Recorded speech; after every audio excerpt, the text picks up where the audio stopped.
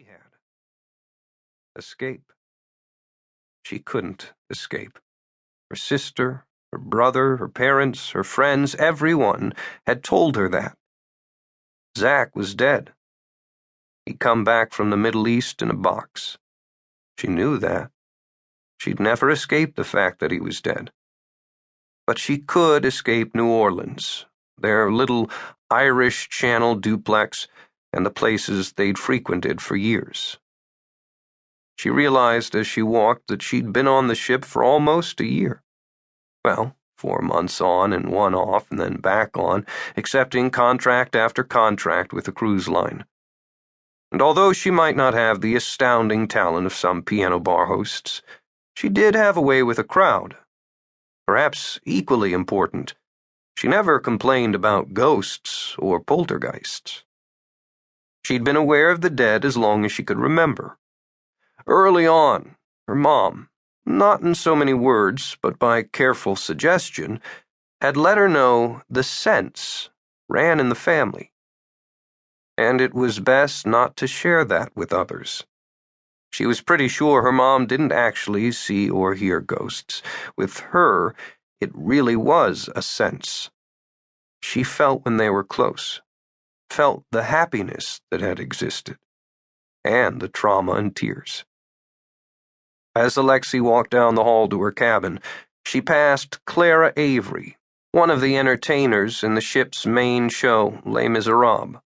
Clara was supremely talented. She was a soprano with a genuinely impressive voice. "Hey," Clara said.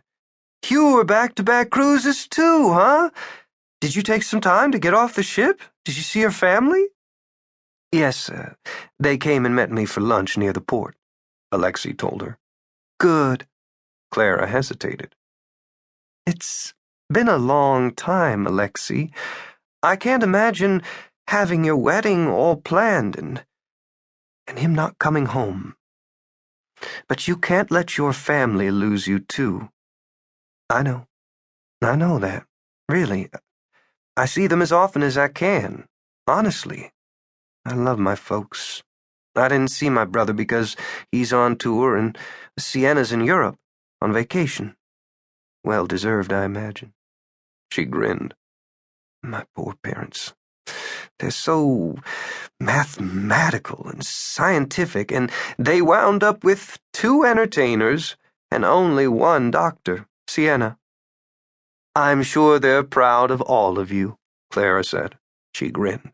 "I think my dad cried when he found out I wanted to go into theater. But he's happy now. And he's a super guy. They came to the piano bar almost every night they were on the cruise, even when you couldn't. Your mom is lovely, too." "Your folks haven't taken the cruise yet," Clara noted. Alexi shrugged. No, her mother would never be on this ship. She didn't see the dead the same way Alexi did, but she knew they were there.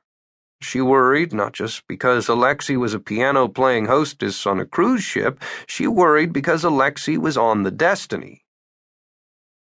"The things that happened on that ship," her mother had warned her. "Terrible. And not just the poor soldiers who died. There were other incidents, too." The Destiny, like most old ships with interesting histories, had the reputation of being haunted. There'd been incidents aboard, yes, such as the night in 1939 when Blake and Minnie had died, murdered in cold blood. But Alexi wished she could explain that none of the ghosts on the ship were malevolent in any way. She'd come across a couple of soldiers who died in the infirmary, Privates Jimmy Estes and Frank Marlowe, handsome young men who'd been taken far too soon. Barbara Leon, a nurse who died of a fever she'd caught while tending to others. And Captain McPherson, who dropped dead of a heart attack at his retirement party, which had been held on the ship in 1967. He still loved to tell her what the current captain was doing wrong. All the Destiny's ghosts were pleasant. The soldiers still believed they were convalescing. The captain was still watching over the bridge, and the nurse was still standing duty at the